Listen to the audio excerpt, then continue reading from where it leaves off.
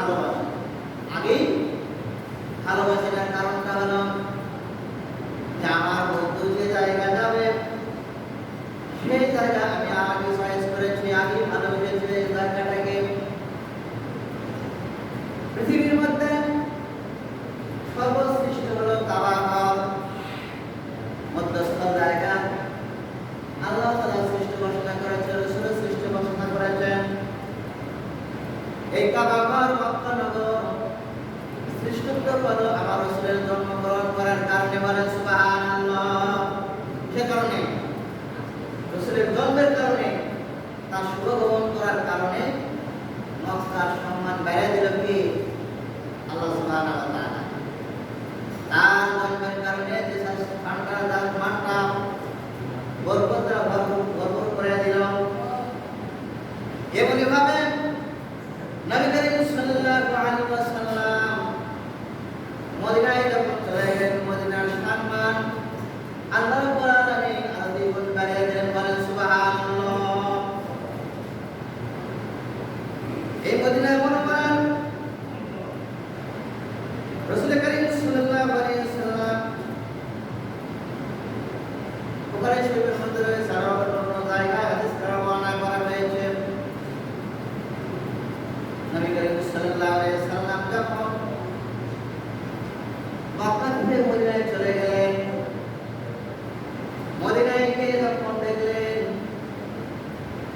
তার পূর্বে কিন্তু অনেক সাহাবা-য়ে-কেরাম মদিনায় মুনাওয়ারায় গিয়েছিলেন। রাসূল করিম সাল্লাল্লাহু আলাইহি ওয়াসাল্লামের মদিনায় হিজরতের কথা শুনে অনেক সাহাবা গিয়েছিলেন। নবী করিম সাল্লাল্লাহু আলাইহি ওয়াসাল্লাম হিজরত করার পর অনেক সাহাবা এসেছিল। তাহলে যে জায়গাটা নবী করিম সাল্লাল্লাহু আলাইহি ওয়াসাল্লাম শাহিদ রয়েছে সোনার মদিনায়, সেই জায়গাটা এমন জায়গা যে নবী করিম সাল্লাল্লাহু আলাইহি ওয়াসাল্লাম বলেছেন, মা বাইনা বাইতি মিম্বারি রাদাত মিরাল জান্নাহ ওয়াল আযমিন। নবী করিম সাল্লাল্লাহু আলাইহি ওয়াসাল্লাম বলেছেন, আমার ঘর অর্থাৎ তিনি যেখানে যে ঘরে তিনি বসবাস করতেন সেই ঘর,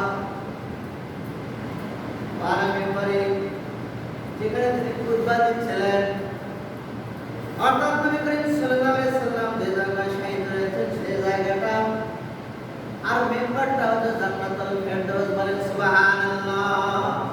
ঘোষণা করছেন কে? পৃথিবীর কোনো জায়গা কিন্তু ঘোষণা করে নাই, এমন একটা জায়গা ঘোষণা করলেন। মক্কার মর্যাদা আল্লাহ বাড়িয়ে দিয়েছেন,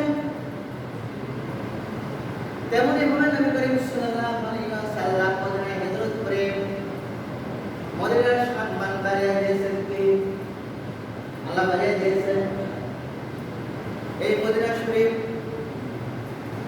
নবী করিম সাল্লাল্লাহু আলাইহি ওয়াসাল্লামের পূর্বে ছিল জাহিলিয়াত যুগে ছিল ইয়াসরিব। কি ছিল? নবী করিম সাল্লাল্লাহু আলাইহি ওয়াসাল্লাম সেখানে যাওয়ার পর আল্লাহ রাব্বুল আলামিন এই শহরটাকে তওবা বলে ঘোষণা করলেন। কি বলে? তওবা, পবিত্র স্থান। স্থান আল্লাহ আসকালাই রাহমাতুল্লাহি আলাইহি তৈরি করেছেন। মদিনা মুনাওয়ারা প্রায় 1000টা নাম রয়েছে। কতটি? 1000-এরও নাম রয়েছে। এর মধ্যে প্রসিদ্ধ নাম হচ্ছে কয়েকটি, 4 থেকে 5টি নাম। যেমন মদিনা মুনাওয়ারা, তওবা, তাইয়্যিবা, দার, এবং সাইলে যেটা বলা হয়েছিল ইয়াসরিব। এমনি ভাবে বায়তুর রাসূলকে বলা হয় মদিনা মুনাওয়ারাকে মাহবুবা বলা হয়, হাবিবা বলা হয়, আসিমা বলা হয়, হারাম বলা হয়, মাসুমা বলা হয়, সাইয়্যিদুল বলদার বলা হয়, মসজিদুন নবী, অবিগারি জালিকা, অনেক নাম রয়েছে। এতগুলো নাম মুহাদ্দিসে ইকরাম দ্বারা উল্লেখ করেছেন কিতাবের মধ্যে। আর কারণটা হলো পৃথিবীর মধ্যে রাসূল করিম সাল্লাল্লাহু আলাইহি ওয়াসাল্লাম মক্কায় জন্মগ্রহণ করলেন, সেই জায়গাটার মান শান বাড়িয়ে দিলেন আল্লাহ। তেমনি ভাবে নবী করিম সাল্লাল্লাহু আলাইহি সাল্লাম মদিনায় হিজরত করলেন। এই মদিনার জায়গাটার সম্মান বাড়িয়ে দিলেন কে? আল্লাহ পাক। আল্লাহ পাক বাড়িয়ে দিলেন। এই মদিনাকে পৃথিবীর কোনো মানুষ খারাপ ধারণা করতে পারবে না যে এই জায়গাটা খারাপ, কে বলতে পারবে না। কারণ মদিনা রয়েছে আমাদের রাসূল, কে রয়েছে? আমাদের রাসূল। রাসূলের যে জায়গা সেটা রয়েছে মদিনায়। তাদের সঙ্গে আমাদের ইমানের সম্পর্ক, সে সম্পর্ক ইমানের সম্পর্ক। এই জন্য মদিনা মহামারাকে কেউ খারাপ ধারণা করতে পারবে না। সম্মানিত মুসলিম, আল্লাহ রাব্বুল আলামিন মক্কাতে তোমাকে ভালোবেসেছিলেন কার কারণে? রাসূলের জন্মের কারণে। তেমনি ভাবে মদিনাকে আল্লাহ রাব্বুল আলামিন আপনি ভালোবেসেছেন। আল্লাহ রাব্বুল আলামিন নবী করিম সাল্লাল্লাহু আলাইহি সাল্লাম যখন হিজরত করলেন, নবী করিম সাল্লাল্লাহু আলাইহি সাল্লাম আল্লাহর দরবারে প্রার্থনা করলেন, হে আল্লাহ রাব্বুল আলামিন, আপনি যে মক্কাতে যে বরকত দিয়েছেন, যে রহমত দিয়েছেন, পৃথিবীর শ্রেষ্ঠ জায়গা মক্কা, যে সমস্ত রহমত আপনি ভরপুর করে দিয়েছেন, যেমন ভাবে মদিনা শহরকে তার সে দ্বিগুণ রহমত আর বরকত দ্বারা ভরপুর করিয়া দিন। সুবহানাল্লাহ। এই দোয়া করেছেন নবী করিম সাল্লাল্লাহু আলাইহি ওয়াসাল্লাম করেছেন। মক্কা শহরকে যেমন আপনি রহমত বরকত দ্বারা ভরপুর করে দিয়েছেন, তার সে দ্বিগুণ রহমত আর বরকত দ্বারা মদিনাকে ভরপুর করে দেন। এই মদিনা শহরের মধ্যে এমন একটা পাহাড় রয়েছে যে পাহাড় তার হাতে চলে যাবে, বলেন সুবহানাল্লাহ। পৃথিবীর মধ্যে যে সমস্ত পাথর রয়েছে, জাহান্নামে তৈরি হবে পাথর আর মানুষ, পাথর আর কি? পাথর আর মানুষ। আর একমাত্র পাথরের পাহাড়, এই পাহাড়টা হবে জান্নাতবাসী, বলেন সুবহানাল্লাহ।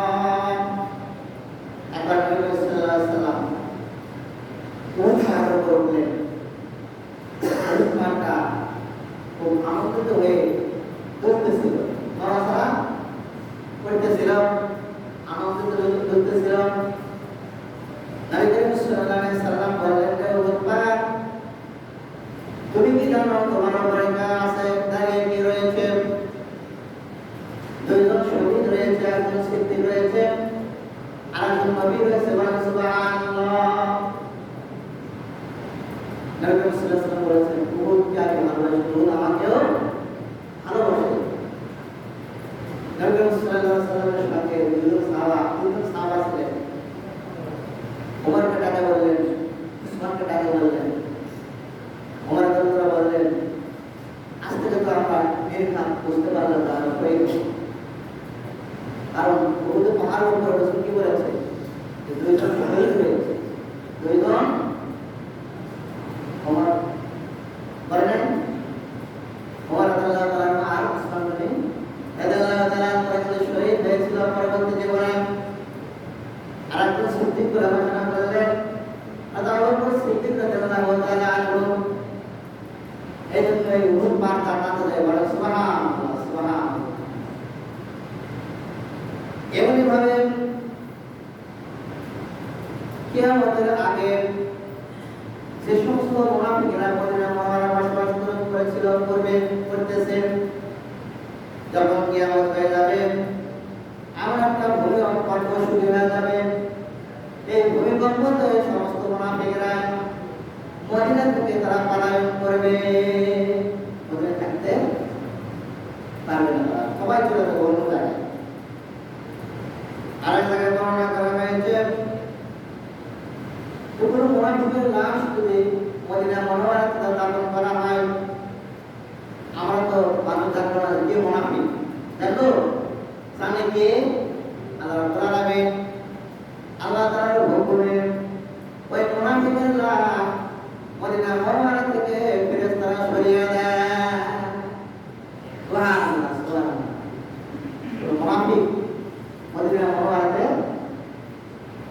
থাকতে পারে না। নবী করিম সাল্লাল্লাহু আলাইহি ওয়াসাল্লাম অনেকগুলো হাদিস বর্ণনা করেছিলেন। وعن انس رضي الله تعالى عنه قال عن النبي صلى الله عليه وسلم নবী করিম সাল্লাল্লাহু আলাইহি ওয়াসাল্লাম তিনি আল্লাহর দরবারে প্রার্থনা করলেন, আল্লাহুম্মা আজআল বিল মাদিনাতি তিরফিন মা জাআলতা বিমাক্কাতা মিনাল বারাকাতি। নবী করিম সাল্লাল্লাহু আলাইহি ওয়াসাল্লাম বলেছেন, যারা বলেছেন সেই কথাটা যে মক্কা নগরীতে যত রহমত আর বরকত তারা ভাগ করেছিলেন, আয় আল্লাহ তাআলা মদিনা শহরকে আপনি দ্বিগুণ রহমত আর বরকত দ্বারা ভাগ করে দিন। তার শানের মধ্যে যখন কোন হাজী সাহেব মক্কাতে বাস করতে যায়, মদিনা মুনাওয়ারার মর্যাদা সুহাব মা যদি জানতো বলে না, মা কি পারবে? কখনোই পারবে না। রাসূলের মহব্বত আর ভালোবাসা যার অন্তরের মধ্যে যারা পরিমাণ রয়েছে, সে কখনো মদিনা ছেড়ে আসতে পারবে না। وعن أبي هريرة رضي الله تعالى حديث খানা বর্ণনা করেছেন, عن النبي صلى الله عليه وسلم أنه قال من صلى في المسجد 40 صلاة لا تفوته صلاة كتب له براءة ونزاهة من العذاب وبرء من النفاق। নবী করিম সাল্লাল্লাহু আলাইহি ওয়াসাল্লাম বলেছেন, মসজিদে নববীতে যে 40 ওয়াক্ত নামাজ আদায় করবে, কয় ওয়াক্ত? 40 ওয়াক্ত নামাজ জামাতে সে আদায় করবে, এক ওয়াক্ত ভুল হয় নাই বা করে নাই। নবী করিম সাল্লাল্লাহু আলাইহি ওয়াসাল্লাম বলেছেন, সেজন্য জান্নাতি মানুষ হয়ে গেলে বলেন সুবহানাল্লাহ।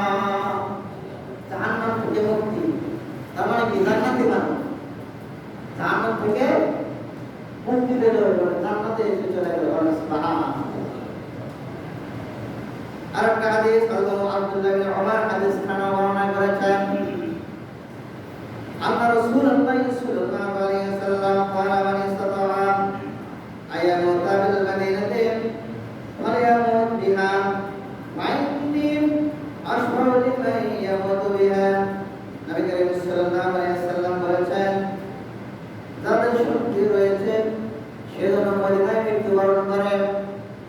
অর্থাৎ মদিনায় যারা বসবাস করার ইচ্ছা আছে, মদিনায় বসবাস করতে গেলে অবশ্যই সম্পদ থাকা লাগবে না, বসবাস করতে গেলে ভাড়া টাকা থাকা লাগবে, জীবন পরিচালনা করতে গেলে টাকা থাকতে হবে।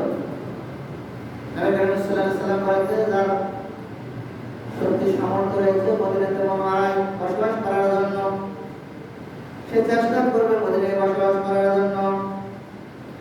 মদিনায় বসবাস করতে গিয়ে যদি সে ইন্তেকাল করে, আমি রাসূল তার জন্য সুপারিশ আজও হয়ে যায়, বলেন সুবহানাল্লাহ। পৃথিবীর কোন স্থানে বসতে পারে না, এই জায়গাটা তুমি ইন্তেকাল করলে জান্নাত তোমার জন্য অবধারিত, আমার শাফাআত ওয়াজিব হয়ে যাবে। একমাত্র কোথায়? মদিনায়, বলেন সুবহানাল্লাহ। এমন একটা সোনার জায়গা, যে জায়গায় গেলে জাহান্নামী মানুষ জান্নাতি হয়ে যায়, জাহান্নামী মানুষ জান্নাতি হয়ে যায়। রাসূল করিম সাল্লাল্লাহু আলাইহি ওয়াসাল্লামের নিকট ইসলাম গ্রহণ করতে গিয়েছে, পূর্বে ছিল জাহান্নাম, পূর্বে ছিল কি? তারপরে কালেমা পড়ে ইসলাম গ্রহণ করে তখন কি হয়ে গেল? জান্নাতি হয়ে গেল, বলেন সুবহানাল্লাহ। এই জন্য নবী করিম সাল্লাল্লাহু আলাইহি ওয়াসাল্লাম এর শহরে মৃত্যুবরণ করা অনেক ভাগ্যের ব্যাপার রয়েছে। আদমার ফারুক রাদিয়াল্লাহু তাআলা আনহু জান্নাতের সার্টিফিকেট পাইলেন, তিনি পান নাই? আল্লাহ রাব্বুল আলামিন জান্নাতের সার্টিফিকেট দিয়ে দিলেন। এমন কোন ব্যক্তি যদি সব সময় দোয়া করে আল্লাহ তাআলার নিকট, তিনি সব সময় দোয়া করতেন, আল্লাহুম্মা রযুকনি শাহাদাতান ফি সাবিলিকা, হে আল্লাহ তাআলা তুমি আমাকে শহীদ হিসেবে কবুল করে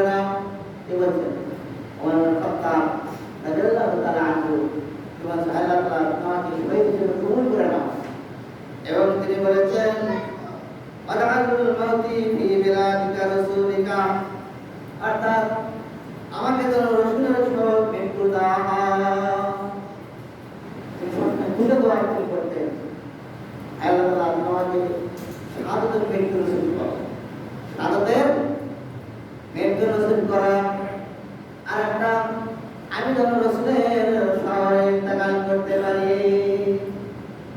আর কি মহব্বত আর ভালোবাসা ছিল নবী করিম সাল্লাল্লাহু আলাইহি ওয়াসাল্লামের উপর। সম্মানিত উপস্থিতি, নবী করিম সাল্লাল্লাহু আলাইহি ওয়াসাল্লাম আমি যে আয়াতে কারিমা তেলাওয়াত করেছি, নবী করিম সাল্লাল্লাহু আলাইহি ওয়াসাল্লামের জন্ম ইন্তেকালের পূর্বেও যেমন তার মান রয়েছে, ইন্তেকালের পরেও কিন্তু তেমন সম্মান রয়েছে। আছে না? কোরআন কারীম এমন একটা কিতাব, এমন একটা মুজিজা, প্রত্যেকটা নবী রাসূলের মুজিজা কিন্তু ইন্তেকালের পরেই শেষ, ইন্তেকালের পরেই শেষ। আর মুসা আলাইহিস সালামের মুজিজা ছিল হাতে ছিল লাঠি, কি ছিল? ইন্তেকালের পরে মুজিজা আননি। যেমনই হযরত দাউদ আলাইহিস সালাম তার মুজিজা ছিল লোহাকে যখন যেভাবে ইচ্ছে যে পাত্র বানাতে চাইতো সেই জিনিসটা তিনি বানাইতেন। তার ইন্তেকালের পর সেই মুজিজা শেষ হয়েছে। হযরত সুলাইমান আলাইহিস সালামের বাতাসের সিংহাসন ছিল, শেষ ছিল না। বাতাসের সিংহাসন, সিংহাসন বসার সঙ্গে সঙ্গে বাতাসকে হুকুম করতো, হুকুম করার সঙ্গে সঙ্গে পৃথিবীর এক প্রান্ত থেকে আর প্রান্ত চলে যেত। তার ইন্তেকালের পরে সেই মর্যাদা কি শেষ। একমাত্র আমার নবী, আপনার নবী জনাব মুহাম্মদ রাসূলুল্লাহ সাল্লাল্লাহু আলাইহি ওয়াসাল্লামের উপরে যে মর্যাদা, সৃষ্টি মর্যাদা নাযিল করা হয়েছে কোরআন কারীম, তার জীবিত অবস্থায় যেমন মর্যাদা ছিল, কিয়ামত পর্যন্ত এই কোরআন কারীম মর্যাদা থাকবে। বলা সুবহানাল্লাহ। এমন একটা মর্যাদা দিলেন নবী করিম সাল্লাল্লাহু আলাইহি ওয়াসাল্লামের নিকট একজন আরব ব্যক্তি দেখা করতে আসলেন মদিনা মুনাওয়ারাতে। দেখা করতে আসলে দেখলেন যে তিনি ইন্তেকাল করেছেন, তিনি জীবিত নেই। রাওজা মুবারকের কাছে গিয়ে তিনি নবী করিম সাল্লাল্লাহু আলাইহি ওয়াসাল্লামের নিকট সালাম জানালেন। সালাম জানানোর পরে তিনি দোয়া করলেন তার গুনাহ মাফের জন্য, অনেক কান্নাকাটি করলেন। বর্ণনা করার পর তিনি সেখান থেকে চলে গেলেন। রাওজা মুবারকের পাশে একজন ব্যক্তি তিনি বসেছিলেন, সেই দোয়াটা তিনি শুনছিলেন। এই ব্যক্তিটা যখন তিনি ঘুমিয়ে গেলেন রাওজা মুবারকের পাশে, নবী করিম সাল্লাল্লাহু আলাইহি ওয়াসাল্লাম ওই ব্যক্তিকে তিনি সুসংবাদ জানিয়ে দিলেন যে এই মুহূর্তে এমন একটা ব্যক্তি, আরব ব্যক্তি তিনি এসেছিল আমার রাওজা মুবারক জিয়ারত করার জন্য। তুমি তাকে জানিয়ে দাও আল্লাহ রাব্বুল আলামিনের পক্ষ থেকে তার জীবনের সমস্ত জীবনের গুনাহ খাতা মাফ করে দেওয়া হয়েছে। সুবহানাল্লাহ।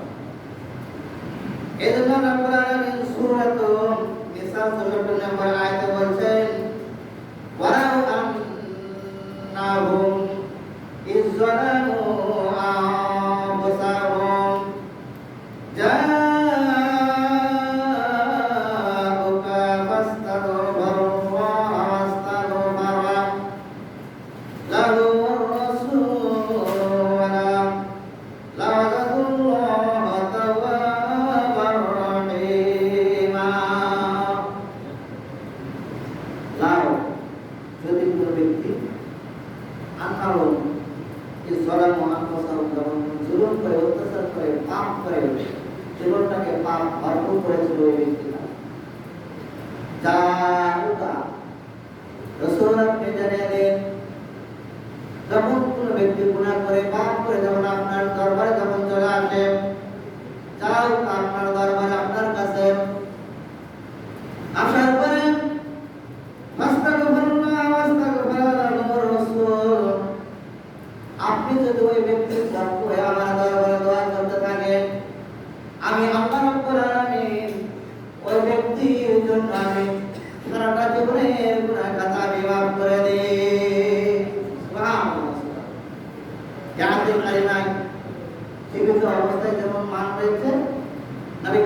সাল্লাল্লাহু আলাইহি সাল্লামের ইন্তেকালের পর তেমনই শান রয়েছে। মদিনা মুনাওয়ারা এমন একটি শহর, যে শহরের মধ্যে কোনো দাজ্জাল প্রবেশ করতে পারবে না, কি করতে পারবে না। কিয়ামতের আগে কিন্তু দাজ্জাল আসবে। এই দাজ্জালের অনেক ঘটনা রয়েছে। মদিনা মুনাওয়ারায় দাজ্জাল প্রবেশ করতে পারবে না। এবারে মদিনা মুনাওয়ারার মাটি কিন্তু সেপাই